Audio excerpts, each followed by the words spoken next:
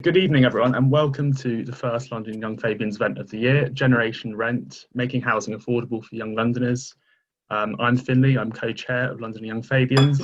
I was due to be presenting with my co-chair, Jo, this evening, but unfortunately she's come down with Omicron. We hope she gets better soon, and in the meantime, Owen has agreed to co-present with me. He's a London Young Fabians member and works in this area and knows a lot more about housing policy than I do. To start off with, I'm going to introduce the event before handing over to Owen, who will introduce our expert panelists. We'll then launch into questions, and then in the second half of the event, we're going to open up the floor to audience questions. Okay, so I'm going to start off. For many young Londoners, the prospect of home ownership or access to socially rented housing is a pipe dream. London rents have reached a record high this year, and research from the insurance firm Admiral has found that nearly 9 out of 10 Londoners can no longer afford the average cost of rent in the capital, let alone begin saving for a property of their own. The outlook for first-time buyers is equally miserable. The average first-time buyer deposit peaked at an eye-watering £151,000 in mid-2021. With the threat of higher interest rates and the cost of living crisis looming, home ownership seems an even more remote prospect for the average young Londoner.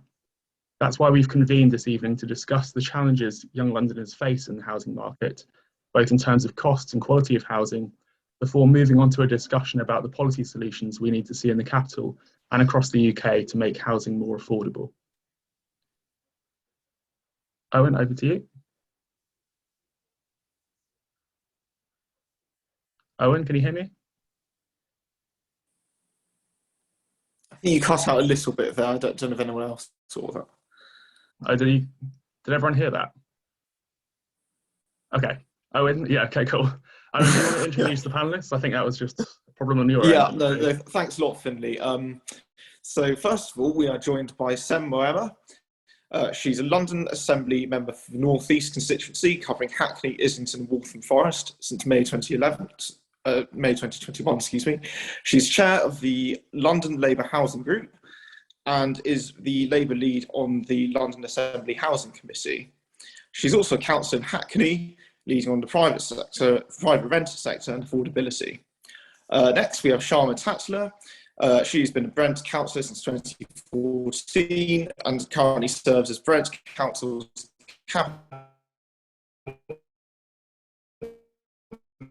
member for Regeneration Property.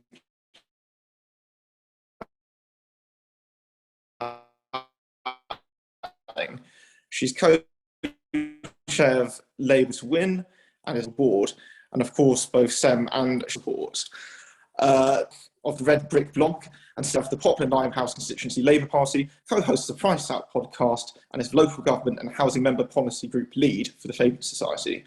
And last but by no means least, we have Rose Grayson. She's a housing campaigner and policy expert, fighting to reverse the decline of social housing in England and to retrofit homes and neighbourhoods to be fit for the climate emergency. Previously a policy manager for Shelter and a senior programme manager for the New Economics Foundation, Rose also co-authored the recent report of the No Place Left Behind Commission for Toby Lloyd. And Finley, do you want to kick us off with our first question? Oh, I think you're on mute. Oops, we're only 2 years into a pandemic and I still don't know how to unmute myself. Okay, so the first question is, how has this crisis of affordability been allowed to manifest? And why have the Conservatives failed to get a grip on this over the past 12 years? Sem, do you want to start off?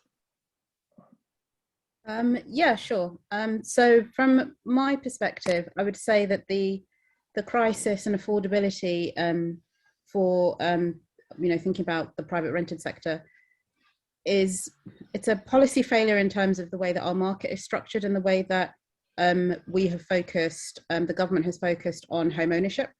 And I would probably also say that in no small part, the Labour Party is also to blame. I think we have a focus on social housing and rent and social rent, and that's right and proper. But I think what has happened over a period of time is that we have, if you like, the middle is completely unregulated. There are just no rules. It's a little bit like bandit country. And so there has been a bit of a policy vacuum for a number of years. And as you say, the Conservatives have been in power for the last 12 years. And I would say that they have fairly spectacularly not really gotten to grips with the issue beyond announcing moves to tackle the issue, but no action, kind of very much deeds, not words, words, not deeds on that particular issue. So we're faced with an issue where rents are unregulated, conditions are very loosely regulated. Those people, public authorities, councils are the people that would ordinarily do regulation. We know that local government has been decimated, and so things like being able to employ experienced or well-qualified environmental health officers it's now a bit of a luxury for people to have. We've seen that at the other end of the spectrum with Grenfell, where lots of functions that local government would have carried out have been outsourced to the private sector. I think that's a really, really big issue. And I think with that has been the sense that the private rented sector is quite transitory. So I think the government has never really concerned itself with people being able to afford to stay there year to year. And I guess the final thing is that rents and wages have really not kept pace. We've had wages stagnating, falling back in the last couple of years during the pandemic, and they haven't really risen. They haven't gone back to the point that they were at before the financial crisis in many sectors. And you have a situation where in London, an average wage, fairly decent wage in national terms, about £33,000, is not enough to get you a studio flat to live alone. In other parts of the country, there are affordable homes, but there are not the jobs for people to be able to afford them. And so we have this complete mismatch of where homes are and where jobs are. And I think that relinking of wages to jobs is a really, really good policy lever to look at expanding for a future Labour government. I think we need to have measures in place like making sure that there are caps in both the owner-occupier sectors where people have mortgages that increases are capped over the period of the mortgage. In the social rented sector, we do have rent caps. There is an escalator in place, CPI plus 1%. And that simply doesn't exist in the private rented sector. You're pretty much at the mercy of your landlord. I would say that most landlords, this is my view, but most landlords are not willfully behaving badly, but the fact is that they do. And they do because the customer, the renter, is not considered to have any rights. And I think there's really a massive piece of work around people's rights. And I think there is just a lot of a fight back that needs to happen from those people who are now raising families. Aging in the private rented sector is a particular concern of mine. People that are approaching a fixed income, and they already know that their pensions will not keep pace with any rent increases. And then we also obviously have the issue of universal credit not covering rents in many, many London boroughs at least. I heard this afternoon from colleagues in the Labour housing group from across the country, and the issues are, the word that these are like you used, they're just manifest across the whole country. The Southwest has a similar issue. The Northwest has a similar issue. There are issues of land values in the northeast of England, and I think there needs to be a whole systemic approach to dealing with that, with addressing affordability and the provision of homes, without losing sight, of course, of the fact that we need to build social housing. But I think the thing I'll just finish on in this bit is that everybody who is homeless, the vast majority of them live in a house or in a flat. The question that we need to think about is how do we stabilise the market to make sure that whilst we are building the homes that we need, and ideally they would be council or social homes at genuinely affordable rents, how do we make sure that those homes are built but make sure that people are not made homeless in the meantime? Thanks, Em. Sharma, I'll hand over to you. We've had the Conservatives in government for 12 years. Like, why? It just seems to have gotten worse under their reign, as it were. So why aren't they getting a grip on this? I think, partly leading on from what Sem's saying, I think this is an issue that we, or as in Labour Party as well, need to have an understanding of where we are in policy terms as well. Like, what is our position on this? London is, in my experience, because I don't know whether, because I think Owen broke up a little bit. So I'm cabinet member for regeneration and planning at Brent, and I've been doing this role for 6 years. And I think over that time, what I've seen happen is that planning and housing is being used as a political football in London. Sadiq's London plan has been kind of back and forth with generic and how we manage that. The government haven't addressed land value and viability, because that's a real issue for us in terms of getting genuinely affordable housing in every development that comes forward. I don't think there's much of a strategic vision either. So yes, London needs housing, but there is no conversation with the belt of counties just outside London, which are still within the tube network or the London transport network. Why aren't we having conversations with those neighbouring counties to talk about a southeast strategy in London? Because London will take height, and I'm happy to look at height and density as a planning lead, but there's only so much that Brent as a landlocked borough can provide. So are we not having a conversation about strategic vision in terms of policy of things like industry? Where do we want industry to be? We have Park Royal in Brent, which provides a huge number of jobs, but actually it's also industrial sites where we are expected to provide industrial sites at the cost of housing, and there's that balance there as well. So are we having the conversations rightly about land usage as well? So we have conversations about, quite rightly, protecting Greenbelt, for example, but some of the Greenbelt on the M25 is really poor ecological land, like it's not great use. So the Greenbelt around Heathrow, why can't we use that for industrial use, because it's connectivity for transport, but then it releases industrial land in London to then help us build housing? So where are those conversations coming? I don't think the government have embraced new methods of technology in terms of how we construct and build housing. Modern methods of modular building, for example, is really innovative, and I think it's fast-paced, and it can deliver housing in good quality. They're not the prefabs of the 1960s and 70s. So why are we not exploring that and investing in those technologies and that industry and sector as well? In terms of infrastructure, so one of the things I get a huge amount of kickback from when things come to planning is actually you're not providing medical centres, you're not providing schools, you're not providing transport links, and the government haven't addressed those. So in Brent, for example, I can give you an example where we have, in planning, have actually secured planning agreements through our Section 106 medical centres, which will enable growth because people want medical centres on their doorstep, quite rightly. But then there is no initiative or support from the government to make sure that the NHS estates team can deliver a medical centre, because we can pay the capital to build it through our SIL monies, but then the revenue to actually look at those, it doesn't come forward. So those things are really, really important.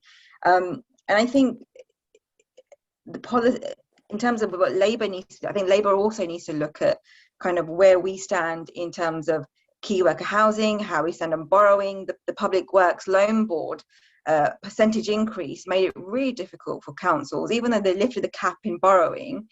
It's not enabled us in terms of borrowing costs and making our revenue and our books and our balancing our budget. So that's kind of what we need to be doing.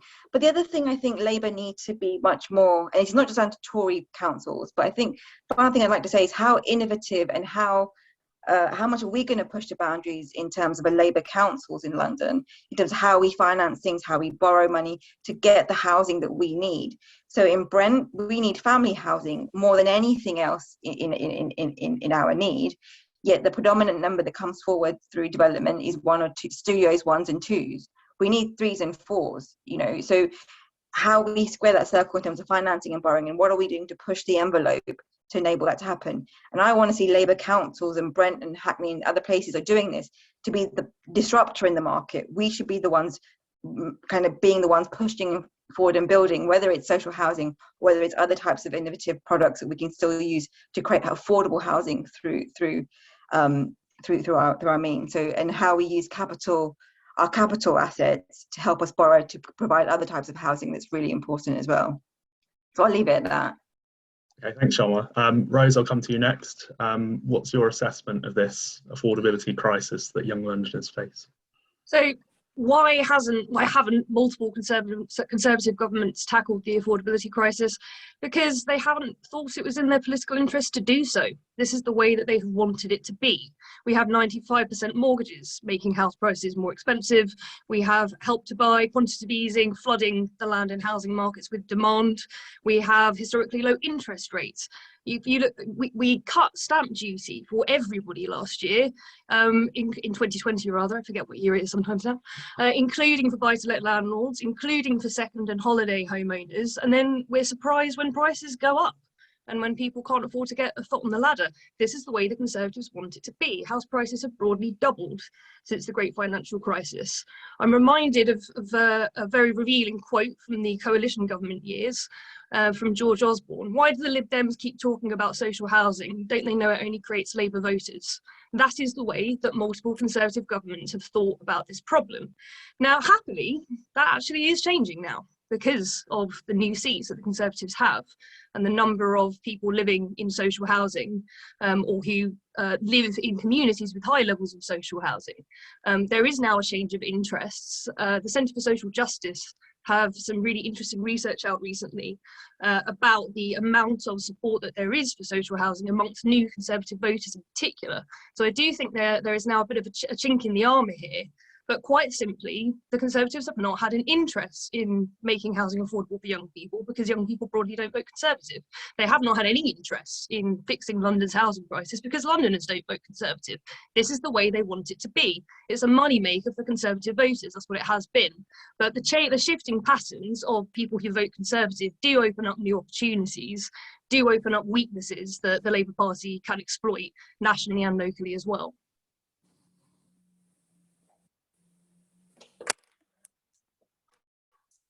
Right, should we go on to my next question? So this is kind of a question about sort of local government. And I think you've touched this a little bit before, but do all of you kind of want to outline just a bit more what practical steps local authorities can take to make housing more affordable for young people now, even if, let's say, we have a Conservative government for another 5 years or so? Sarah, should we start with you? Yeah, okay. Well, don't curse us to another 5 years, please. But I just wanted to start. So Sharma has mentioned the London plan, which was stalled by Robert Jenrick and has finally been accepted. So that is the spatial policy for the capital, and it outlines homes, services, and so on. And I think one of the great things that has happened is that within that there are targets for new home starts. And last year, City Hall, via boroughs, obviously, did overshot its targets for new home starts across the capital. That is really good, notwithstanding the issues that Sharma has raised about specific issues in boroughs about what the types of homes that developers bring forward and are available. I think in terms of making homes more affordable at local authority level, I'm going to slightly jump the gun here and talk about what I would love to see, and that is a rent control. I think affordability, it has two facets, really. It's about understanding how you can budget and being able to enter the market in the first place. Obviously, people enter the market in the first place because they have to find somewhere to live, and that happens primarily by people maybe looking at house shares and so on. And that is something which, as kind of time progresses, people want to establish their own household. There is an issue with the affordability of homes as people try to enter the owner-occupier market, primarily as a response to not being able to provide themselves that security. Now, I think that point that I raised at the beginning about wages keeping pace with housing inflation is a really, really important one. I'm not sure whether there are mechanisms that, were we putting together Labour policy, would be able to depress house prices. I don't think so. I think it's something, so I'll just give an example, and this is really pie in the sky thinking. I represent a ward in Hackney, which has always been historically a place that people sort of came to last. It's purely residential. It borders N16, Stoke Newington, and it's primarily in Clapton. And I sometimes look at houses there and I think, wouldn't it be great if people that lived here were able to, were not selling their homes at £1 million plus? And obviously people will make a rational decision for themselves. Perhaps at a practical level, perhaps this is a measure that I think banks could take rather than local authorities, but look at ways in which to disincentivize those really those high sales is really important. I think it's really important for people to be able to access that market. There is obviously a tension, particularly post Grenfell and the issues that have arisen around leasehold ownership, and a mechanism that local authorities have used has been shared ownership as a means to enter the market. So I think there is possibly something that local authorities can definitely do in the places where they build homes around the affordability of those homes that primarily young people would access in terms of home ownership, and that's around the service charge.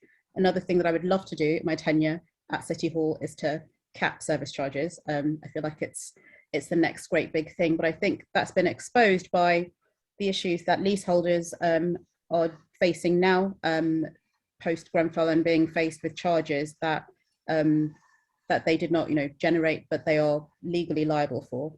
And I think that is really something that's quite practicable. It would, though, require some action from central government. There are issues around Section 20 that could be fixed really quickly. I cannot imagine any local authority of any political persuasion opposing that. And I do think the final thing is around continuing to build homes in the capital is so important, particularly for social rent. One thing I would say is that young people's voices are noticeably absent, with the exception of a few heroic efforts, but they're absent from the planning process. I think I would struggle to see a situation where a useful or a number of homes were able to be built without a rational, sensible discussion about density in the capital. I just don't see us building a London filled with bungalows, despite what some people at City Hall, the opposition, might talk about. It's just not feasible or practicable. And I went to a women's refuge a few weeks ago in Islington, and asked the question. People have talked to me about, would you like a garden for your children if you're able to leave this place? And they said, of course I would. And what would you say if you were placed in a third floor flat, which is 3 bedrooms, blah, blah, blah. Obviously that's not ideal, but it is a home for people that they can set down roots, because I think we need to keep sight of the fact that a home is more than just the bricks and mortar that it is. It represents a network and a community, and people really want to be able to put down roots, get involved in politics, raise their children if they're not interested in politics, all of those normal things. And I think being able to make it easier for people to stay put is really, really important. Yeah, that would be me. Great. Sharma, do you want to come in next? Yeah, so some of the stuff that, so I totally agree with Sam here, is about who you listen to in terms of practical steps in your planning process. Like who are the voices that you're listening to? Are they your list of households that are in temporary accommodation? When you're doing your own infill, so when we're doing our own infill sites or estate regeneration schemes, like who are we listening to, and whose voices are we talking about? I think it's also incumbent upon us to have local plans that actually deliver, kind of density high, kind of really look at job creation, and look at how our policies look at affordable housing. So some of the stuff that we do in Brent, and I often get lambasted about, kind of having relationships with developers. And the answer I give back is that Brent doesn't own all the land in Brent. If it did, it'd be amazing. But I don't. So we don't. So what is it that I need to be making sure? We set our stall out very clearly to developers that actually, if you're going to come to build in Brent, these are the things that we will see as red lines. And some of them are affordable housing. And so we have a policy around what we expect the breakdown of affordable housing to look like. And some of it will be the intermediary product which will mean that younger people can afford to live. And the vast majority will be under either social rent or London affordable rent, or kind of that bracket as well. So we are expecting things like that to happen. We also are able to kind of leverage things through the Section 106 about, for the first year has to go to Brent residents, for example, or we can leverage that within the planning policies, and that comes from a relationship that you have with a developer who's going to be in the borough a long time. So there are practicable steps you can take as well, and not being afraid to have things like co-location. So how innovative are your designs going to be? If we're genuinely looking at first-time buyers, look at car parks. I find it really frustrating that we're having conversations about low carbon and low car usage, yet we have Tory MPs sitting there arguing that we shouldn't be building on TfL car parks, when actually most people in Brent, for example, we have 22 tube stations. Everyone lives within a 15-minute walk of a I'm tube so jealous. yeah, not on event day when we have Wembley Stadium, you won't be, but no, it's the people, we have fantastic public transport links. They could be better, and I'm not going to complain about kind of any money that comes for transport links, but actually, if we're going to have that dual ambition, don't be afraid to have developments that are car free, because actually they're important. You know, 50% of Brent don't own a car. You know, 50% of households in Brent don't own a car, and we're an outer London borough. So it's how you manifest that, and not be afraid to tackle on some of those conversations with residents who are afraid of change in their own area, who are who are paid off their mortgages, and they live in a nice house, and they bought the house in the 70s at £5,000, and you know the house now is worth over £1 million. The scale of what you're able to afford on wages is astronomical. So it's pushing the boundaries, and councils need to be much kind of braver and having those conversations. I'm willing to have those difficult conversations. I go into meetings with residents screaming at me and saying, well, actually, I want that development to happen, because not only is it providing housing, it's providing a community library, it's providing affordable workspace, it's providing other things that we can happen. So it's innovative. At Brent, we master plan. So I like the point of that we are in control of what's coming into the borough, and each master plan will have guidelines of what we expect to see. So we're having 7 new growth areas in Brent, around transport links and so on. So it's pushing the boundaries as much as you can, and knowing that actually these young people, we are going to be the ones paying the social care bills, the pensions for us later on. They need to be stable, and I want people to live in Brent. I want people to come and live in London. London shouldn't be something that's out of reach for people. It's a capital city. It's a fantastic place. I was born here, grew up here.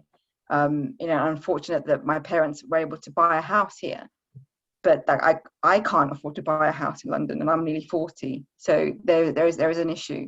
My view would be that councils be brave, particularly when we're a strong Labour city, in my view. I wanted to just quickly add something I forgot to say, which is maybe just to think about, was when we talk about young people, and I think, so there will be a difference between the people that will come and present to the local authority in need of housing, and people that don't, that are thinking about home ownership rather than not. But so the people that are, they're trying to access social housing as a first step, and others that are thinking about home ownership, whether that's open market or shared ownership. And I think there is probably more that can be done for low to middle income young people, whether they're working class, but I think particularly of Black and minority ethnic Londoners, who their levels of home ownership and being able to afford housing, whether that's for rent or for purchase, is half that of their white counterparts. I think within local plans, and within the London plan is purely spatial, but local plans is an opportunity there to think about who those homes are for within the cohort of young people that are in the borough already. So, for example, people that are in the care system, perhaps more robust policies around that.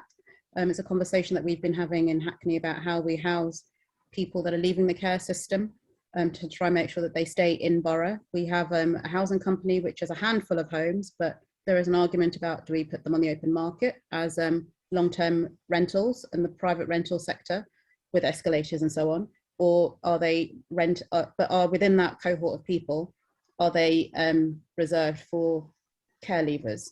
And you know, it's an open question, because both groups have equal need, but there's a question about the level of support that the local authority could and should put behind each group of people. Sorry, Rose. Not at all. It's a great addition. Okay. Right, Rose, do you want to come in on that? Sorry. Yeah, I'm about to get really detailed, because the truth is that the system sucks. The rules that central government has set for Labour councils in London to try to tackle the housing crisis suck. So we have to find the gaps. We have to work in the gaps. But there are gaps. There is some low-hanging fruit. Some of you may be familiar with the viability loophole, by which developers, if they're not going to make sufficient profit, they can argue down the social and affordable housing they would normally be required to build as part of a private development as part of Section 106 agreement. So a developer can say, actually, I'm not going to make as much profit on this, so I'm going to remove the social affordable housing. It happens still all of the time. Now, since 2018, there has been a revision in the rules, which means that the profit levels are now state mandated between 15 and 20%. I love telling civil servants that we have state mandated profit levels for housing development in this country, because we do. Now, if you say to developers a profit level has to be between 15 and 20%, lo and behold, they tend to say it needs to be 20%. Now, who of us here thinks that house building in London is so desperately risky that you need to make a 20% profit as a developer to be able to convince a bank to lend you money to build? It's absurd, right? So what at a local level, what we can do is gather really good evidence about the market, how it's not actually that risky, how that level of profit is not justified. Before we had these viability rules, it was not a standard expectation that you would receive 20% or even 15%. The standard expectation was 12%. It's risen to a new market norm because of these rules, and they are challengeable, and some councils are challenging them. Islington, as in many things, is kind of at the forefront of this because it has some really high property prices and obviously some great Labour councillors. So they have been starting to do this work. I think Hackney is doing similar work. I'm sure lots of other Labour councils are as well, gathering evidence to challenge that developer demand for 20%. The rules say that we can suggest 15%. That's still absurd in my opinion, but there is some wiggle room there. If we get that extra 5%, we can recycle that into social and affordable housing, into other community benefits. That's some low-hanging fruit right there.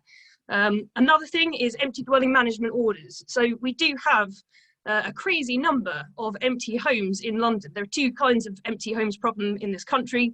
One is that you have homes in areas of low demand where often they're in really poor condition, and the money that would be required to get them up to scratch to make them marketable is so much that it's not really worth doing for the rental income that you would get. That's not the kind of empty homes problem that we have in London. The kind of empty homes problem that we have in London is the safety deposit box in the sky kind of problem, where you have around a 20% new build premium that disappears as soon as a home has been lived in. Now, lots of investors will prefer to buy a new home and keep it empty so that they can keep that 20% new build premium. It's more valuable to them to keep it empty than it is to rent it out. It's really relevant here to remember that yields in London as a landlord are actually very low. They're some of the lowest in the country. As a landlord, if you want a good income, if you want a good yield, you don't go to London, you go to Lincoln. As a landlord in London, you're interested in the asset appreciation. What private renters, what many of us, what I am doing is paying my landlord's mortgage so that he can capitalise on the house price appreciation. That's all I'm here for. I'm here to keep the thing ticking over while the home goes up in value. So with empty dwellings management orders, this is a tool that councils can use to actually coercively take over a property that's empty, if you can prove that it's been empty for 2 years, and use it for social housing. Now, as with everything under Conservative-led governments, all of this has got a lot tougher. It used to be 6 months that you had to prove that it was empty for. It's now 2 years. That is quite administratively difficult, but it is worth taking on that challenge. Not because, I mean, I actually think it's a pretty neat solution to take over long-term empty homes and use them for social housing, but the real appeal of this idea is that it's a credible threat. It's a disincentive against leaving homes empty in the first place. And once you have that credible threat in place, you won't have that kind of empty homes problem. You'll create a disincentive against it. At the moment, there's no reason not to do it, and there's every reason to do it, so we shouldn't be surprised that it happens. Again, it's difficult. It's more difficult than it should be. It's administratively costly. Councils, have fewer resources to do this work, and tough choices have to be made about what we're going to prioritise. But this is another tool in the box, and all we need to do here is make it a credible threat for it to work. A related thing that we can do is about negotiating with landlords. Landlords are not looking for a high income, they're looking for a secure income in the main. And what more and more Labour councils are doing, particularly in the context of the pandemic, is they're using their bargaining power to say, landlords, we will take away your void risk. We've got loads of homeless families and families at risk of homelessness. If you give us access to your stock, we will make sure that it is never empty. We will make sure that you have a secure rental income. You can put some other sweeteners in there as well in terms of taking on some of the perceived risk from housing a homeless family in the PRS. And in return for doing that, it's often possible to negotiate a discount on the rent, because again, landlords in London are not motivated by the rent. As weird as that seems to us, stuck paying these rents which are really high for us, from an investor's point of view, that's not the point. The point is to have someone there paying your mortgage for you so that you can wait for the home to go up in value, sell it and capitalise on the increase. There's another opportunity around public land. I think there's an obvious opportunity to make sure that we're maximising public land for social housing. Broadly speaking, we are. About 95% of local authorities across the council are using their public land to build social housing to meet the needs of homeless households. So while there are some isolated bad cases, broadly speaking, local authorities do use public land well, but there are also difficulties with doing that. You have these really difficult best value rules, which mean that you have to prove to central government that you're getting best value for public land if you sell it. Now, best value could, in theory, be interpreted as social value. It could be interpreted as dealing with homelessness and improving health and well-being and conditions in the community. But that stuff is really hard to prove. What's really easy to prove is that you've got the highest price.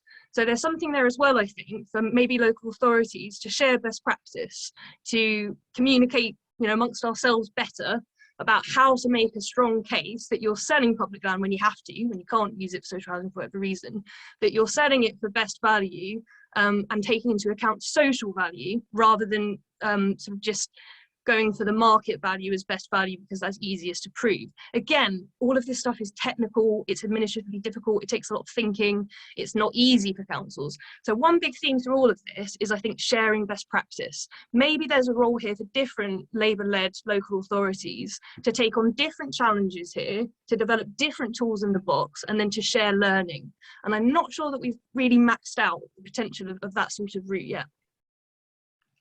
Brilliant, thanks, Rose. Can I just add just one thing, because Rose sure. picked my brain just then, because I think it's a really, really interesting last point that she made around maximising public land.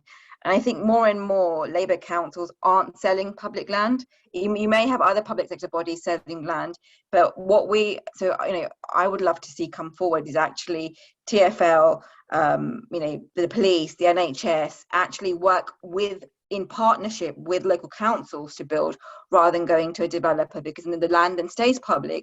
It then provides a social need, addresses some of the social needs that we want to come see forward. And I think that's really important. And the other plea I'd like to make is, if you're seeing in your local authority council-led schemes being kind of campaigned against, particularly on infill sites, submit comments on the planning application that you're in support of it, because at the moment the loudest voices are the ones who aren't in need of housing. And the ones who are in need of housing, we need more of you to speak up if you see a development, it's going to be good for your area, or helping address supply issues, then speak at planning, because planning comments on planning don't just have to be objections. They can be in support of applications come forward. And I'd love and when we get planning applications that come to planning, they're coming to speak in support. That's amazing, because that's not usual. So in that regard, I think it's incumbent upon us, those of us who are interested in the housing scene, to make sure that we're commenting in support of good schemes that are coming forward. They're going to address some of the issues that we're talking about. I next want to turn to Labour front bench policy on this issue. At conference last year, Lucy Powell, who was then Shadow Housing Secretary, announced plans to slash affordable rents and give first-time buyers exclusive rights to purchase new build homes for 6 months. So my question is, are these plans workable? Do they go far enough? Sam, I know you mentioned rent controls. What would you say to someone who says rent controls don't work because if you force rents down, landlords may decide not to rent out their properties, which reduces the amount of rental property available? What would you say to that? So I would say they don't work if you decide to make them not work. I've had some very full and frank conversations with people in other political parties about why they don't work. And some of that is about an orthodoxy about the market. The market will resolve everything. Clearly, that's no longer the case. And I think some people are moving to understand that control is something which, for those people that have experienced kind of previous iterations of rent controls before the Housing Act, they are really, really skeptical. And I think there is, again, that vested interest of people who are worried about circumstances that arose before happening again. Now, to be perfectly blunt with you, I didn't live through that, so I don't know. I don't think anyone else on this call did. And I think that we need to respond to the here and now. I don't think that, I think there is something very, very specific about the market in London, as Rose has outlined in much more eloquent detail than I ever could, about the underlying issues which don't necessarily exist in that combination in other parts of the country. And then there are other wider issues. So, for example, my constituency, it goes all the way from Islington, Zone 1, right to Chingford in Zone 5, 6 on the Essex borders. There are very, very different housing needs, but those market issues are still the same wherever you go through that super constituency. And I think a control would definitely have to be something which should be a conversation with mortgage companies. I think there is definitely some work around that side of policy as it affects housing indirectly. You know, that point that Rose made, those negotiations that a homeowner has with their mortgage company are a much bigger determinant of the rent than anything else in London. And so I think there is a lot that could be done to actually resolve that area of public policy. They're beginning to do that around, for example, those people who are leaseholders and issues around who will pay for the cladding bills. So non-cladding fire safety bills at the moment.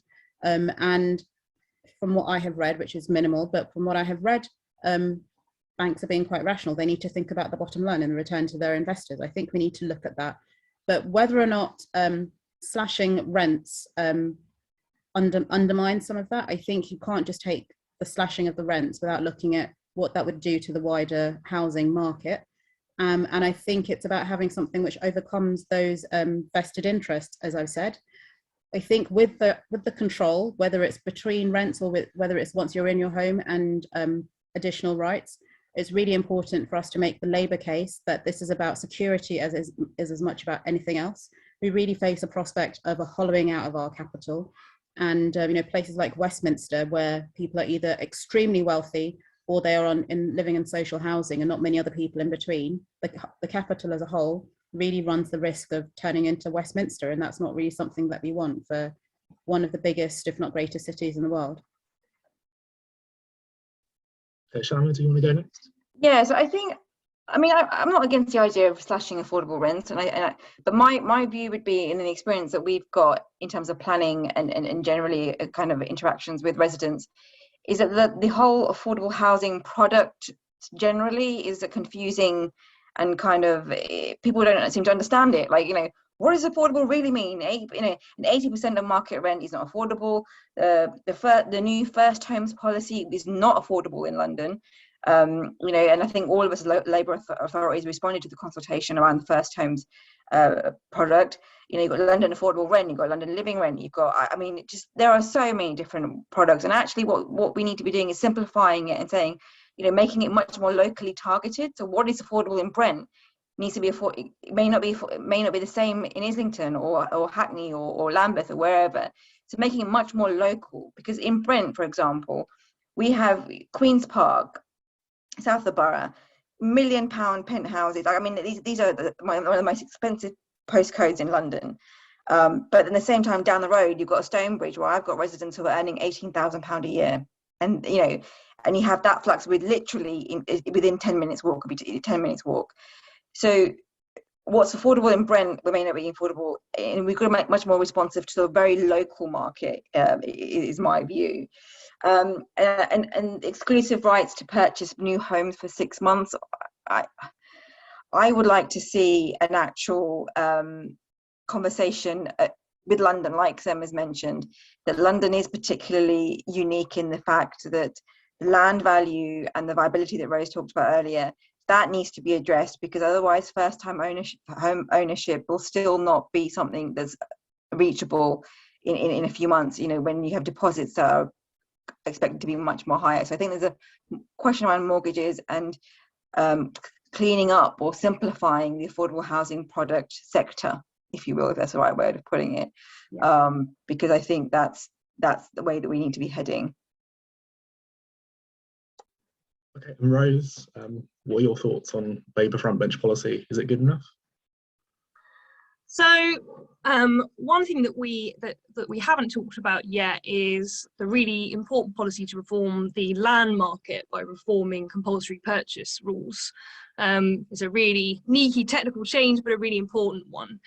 So at the moment, if you want to purchase land to build social housing or anything else, you're likely going to be paying for it at a value that assumes it's going to be used for market housing. Is going to every plot is going to be maximized for profit, and if you want to do anything different with it, you're going to have to subsidize it back down, probably using public money. So it gets really, really expensive. The way that we have got around that problem in the past, the way that we built masses of social housing in between the two world wars, and in particular after the Second World War, was we purchased land at a price set by the use to which it was going to be put. So to do that, you need to get into this technical change of reforming the Land Compensation Act 1961. You remove something called hope value. That is the value that is given to land based on the planning permission that it may one day have got in the absence of a compulsory purchase order. Once you've done that, all land will trade with that risk baked in. Again, it's this question of incentives. At the moment, there is no reason not to max out the profitability of land. But if land is trading with that risk of CPO in there, the land market will adjust to reflect the expectations. You don't actually need to have compulsory purchase, which is quite a scary concept for a lot of people, and probably for quite a lot of voters that Labour needs to be winning over. It's about the incentives that you create. Now, I think that Labour did well not to necessarily lead with the CPO reform, because it is politically controversial and quite scary, but definitely technically it's a really important part of the solution. I think there's a very important distinction to be made here between opposition policy and government policy. Now, that's certainly not to say that we're going to do one thing and then do something completely different when in power, because voters tend not to like that. But in many policy areas, we can set out a vision and intention for policy, indicate in broad terms the sorts of measures you'll take to get there without revealing every measure in great detail. I think probably actually Labour went into a bit too much detail on the CPO reform in terms of opposition policy, but technically it's a really important part of what needs to happen. And as Labour Party members, we should really hold Labour's feet to the fire, the leadership's feet to the fire on keeping that in there. But it's a very important thing, and it really is very radical. You know, if we got that reform through, it would mean that not only local authorities, but community groups as well, community land trusts, other groups could come up with their plan for the housing that they need to see to respond to need directly and set the price of land based on that scheme. So rather than, you know, sort of doing the cross-subsidy model that we do so much of in London, maxing out profit, creaming off some of that profit, and then building a bit of social housing, and maybe we can do a bit more over here, maybe we can do a bit more there. We can actually meet need directly. So I've got an interesting nuanced message there where I think it's really important, and we as Labour Party members need to prioritise it, but we shouldn't necessarily talk about it too loudly, and we should be careful about, you know, how it comes across to Daily Mail readers, because they get quite rabid about it. In terms of reducing rent levels in affordable housing itself, I think this is really important. There's a principle here, of course. And sorry, Rose. I think you're doing really well here, but we've only got a bit of time left, and I do want to get Chris in because he's only just joined. I'm really sorry, but I didn't. That was the main thing I wanted to say, to be honest. We're beginning to run out of time here. I'm really sorry. Yeah, Chris, just to come in. Don't worry about being late. But the last question was, what do you think about Labour's kind of housing policies at the moment, and what would you like to see done differently? I think they're a long way off the mark. I know we touched on CPOs there. It was originally proposed by Sajid Javid on a 50-50 split. So we're kind of rehashing some of the Tories' proposals there that didn't pass muster with Theresa May.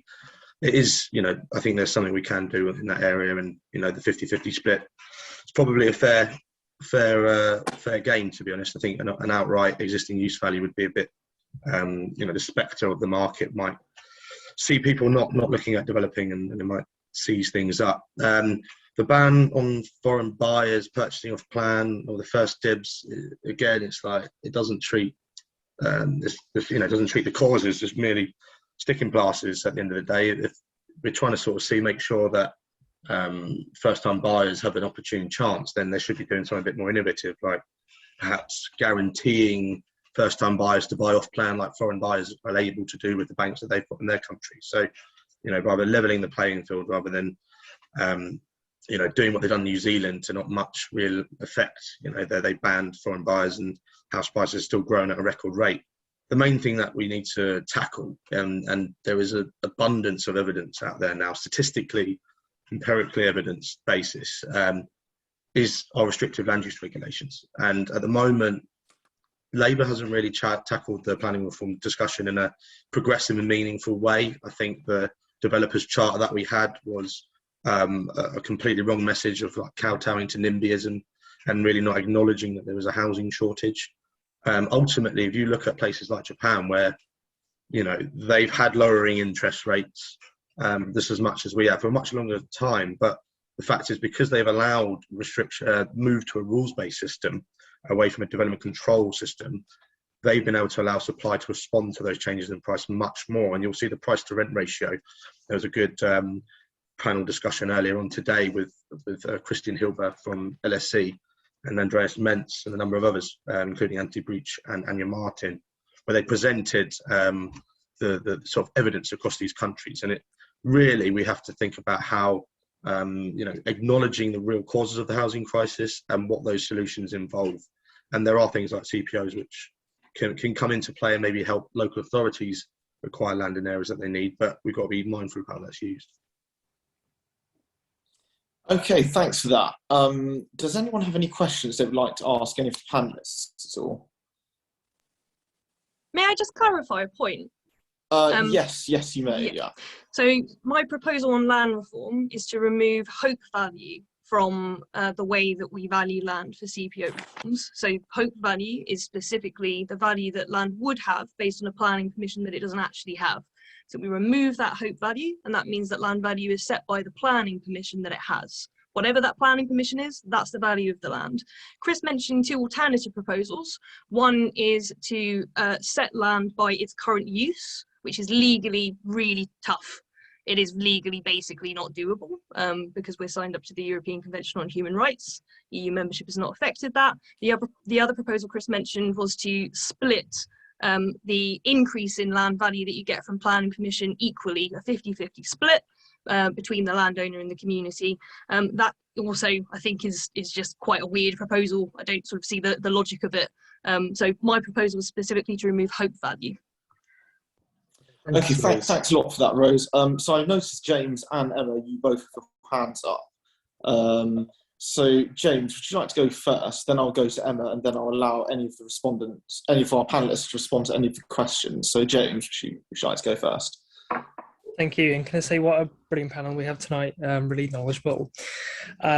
It does sound like we have absolutely everything mapped out. It seems like we have so much expertise here and we've considered pretty much every issue. And to go to Rose's point before, perhaps the next step is just sharing best practice among Labour councils in London, because they are majority, I believe. So my question is what can this group do to spread that best practice around Labour local authorities? Okay, thanks. And Emma, would you like to come in? Yeah, thank you again to all of our speakers. I think it's been a really informative session. I was just curious what your thoughts would be. We touched on it a little bit about kind of prioritising certain groups with boroughs and looking at particular communities that are affected by housing sort of issues more so than others. So I think Sam commented on sort of like Black and minority ethnic Londoners. So I've been sort of keeping up a little bit with what's going on in New York and the housing situation there. And there's a lot of conversation there about kind of native New Yorkers and ensuring people who were born and raised in that city are able to continue living there. And I just wonder what your kind of opinions might be on that, about sort of people who are born in London. Sharma, you were sort of talking as well about that you were born here but unable to buy a house, and whether there is any kind of political legs on that as well, about ensuring that there is a kind of a focus on that, or whether we become too London centric actually in trying to kind of cater to like the London housing market alone. Should I come in on that quickly? Yes, please. Yeah. Okay, so it's a really difficult thing to decide. I completely understand the principles of your question, Emma. I sometimes worry that we create insiders and outsiders to policies that we have as a Labour Party. I think Rose and Chris and also Sharma, I think that there is the housing economics, and then there's the housing practice and living and politics, which are slightly different. And my take on the last few years is that we led with having those conversations about the economics, how to fix it, rather than the lived experience of all of these differences, whether how we value land and so on. Ultimately, people can't afford to live here. And I say that point about insiders and outsiders, partly from a selfish perspective. You know, I am from London. I grew up in North London, was born and raised there, and I moved to Hackney about 16 years ago. And I, you know, speak to you from a council flat in East London, which is what I could afford. But I know that I've displaced somebody who right to buy it before. And I think it's really, we will have to find a way in a future Labour government to avoid small and nativism, because I think that's the way that we challenge. You know, there is a nugget of truth in every single argument about gentrification. Every person on this call is going to displace somebody who at once upon a time lived in that particular house or area. And I think that is a cul-de-sac of an argument for a progressive movement. Ultimately, we need to make sure that people have the homes that they need. This is a different conversation, but actually one of the things that I think would be really great is if, for example, we had older people or retiring people moving into those one-bedroom flats in town centres. Dalston, if you go there, there are bits of it which are like a retirement village, and I kind of think rightly so, because it's right next to the station. But all of those people have given up their houses and they have moved into appropriate accommodation. And I do think that we need to think about, whilst we are figuring out the policy, we still do have that crisis across all tenures. And those people that are at the sharpest end of it are those people that are on low to middle incomes and are people who don't have housing wealth because they're renting privately or because they're social tenants who can't afford to right to buy their flat, which is again an extension of the conversation. But they have to move on despite not wanting to. Can I add to that? So just of course, please. One of London's strengths is that we are a melting pot, and I don't think we should ever be apologetic for that. And I think the Tories are, and I get really frustrated by the conversations about how London's being treated, and I think we have to challenge that perception actually, and we need London to be firing on all cylinders, and we should be proud of the fact that we attract people from all over the world, all over the country, who want to live in our city. What I would love to see us focus on is the outcomes of what kind of housing, living experiences we want our communities to experience. And these people coming into our city are going to be our residents too. They're going to be our voters too. They're going to be filling our schools, you know, and working in our towns and central London. So my view would be that the idea of keeping London for Londoners isn't a thing. I don't think we should be making Londoners a type, if you will. I think it should be that we are open and we want to welcome talent to the city in the same, and we should never be ashamed to say that. I think what we do need to address is actually what outcomes we want for our residents, new or existing outcomes. And in terms of shared best practice, it is going on informally. So I often get together with the other region and planning leads across London, Labour leads, to try and have conversations with either Tom Copley at GLA or with some of our Labour policy leads, shadow from bench. You know, and I think that there could definitely be more of that. And I think we're seeing a need to tackle some of the issues that are arising. So when we have a state regen schemes, they're actually going to really transform an area. And they're backed by residents, and then you have challenges from people. And actually, how do we combat that? How do we pursue things and changing constitutions and how planning departments work? And we're sharing that practice informally as well. So that is happening. There is no formal structure, but that is happening. So I'll leave it at that.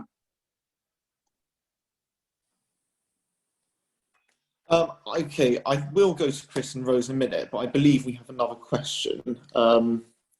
Yes. Finley, do you want to read that? Yeah, we've got a question from my friend Tishok from the Harrow Labour Party. Sharma mentioned modular housing as an innovative solution to the housing crisis.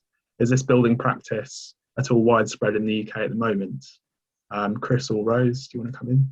Yeah, I can take that one. So I worked in development and land acquisition, and Yeah, please. worked very closely with architects and designers, and I've, how do we put this, looked at the feasibility of MMC, or modular housing, as it were. It's difficult. So there's a number of factors as why it hasn't taken off, and I'm a believer that eventually technology will get there, because productivity in the construction sector has been very low over the last number of decades. But ultimately it comes down to this: what you're doing is the costs are usually somewhat higher for the modular units. You're then having that cost coming out a lot sooner because of the prefabrication nature of that construction method. So the lead-in time, while you shorten your investment horizon because it's quicker to go on site, you're getting more money coming out sooner. So when you're looking at your internal rate of return, which is corporate finance speak for, if I've got more money coming out sooner, I need to get my return on that money for longer. So I need a higher return.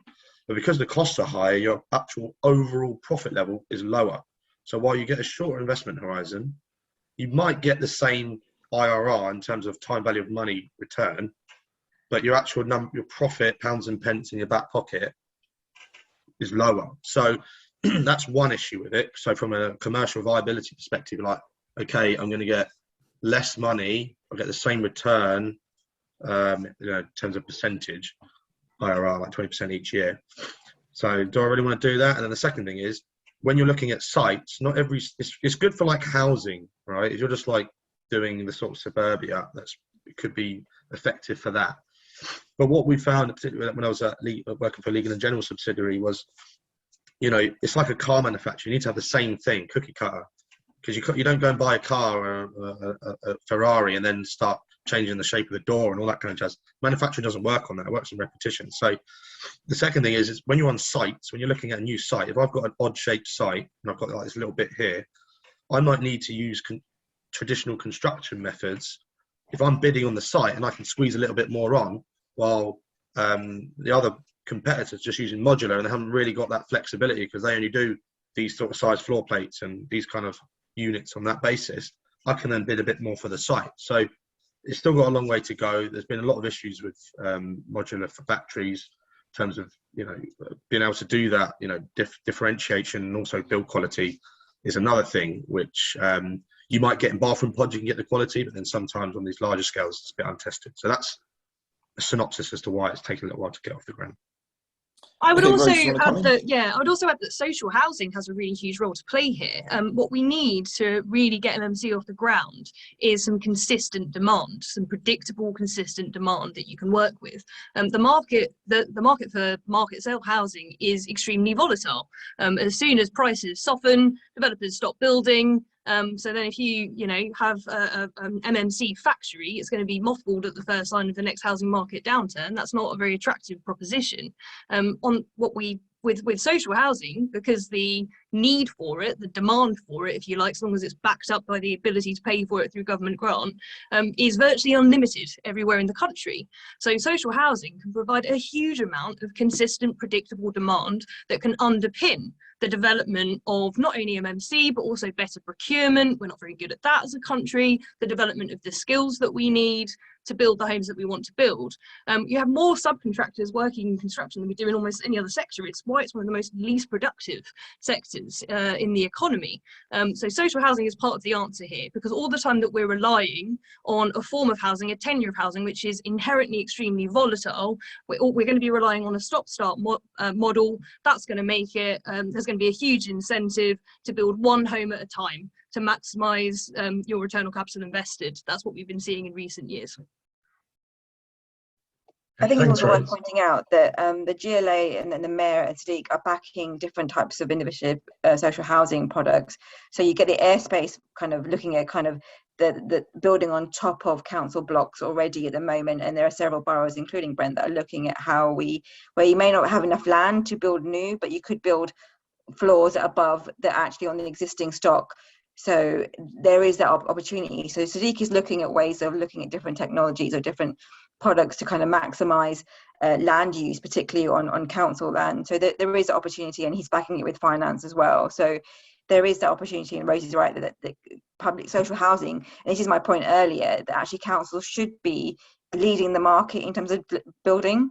You know, and I feel that actually we shouldn't just be, councils shouldn't just stick to social housing. Yes, that's predominantly what we should be doing, but actually why not disrupt the market too? Why can't we be a player in the market and look at how we can subsidize using private and bringing down the cost of housing that way as well? So that would be my thing, that councils are innovative and they're pushing the boundaries of what technology that we can use. That's a great point to end on, now that we're 8 minutes over time. So I'm going to wrap up the meeting.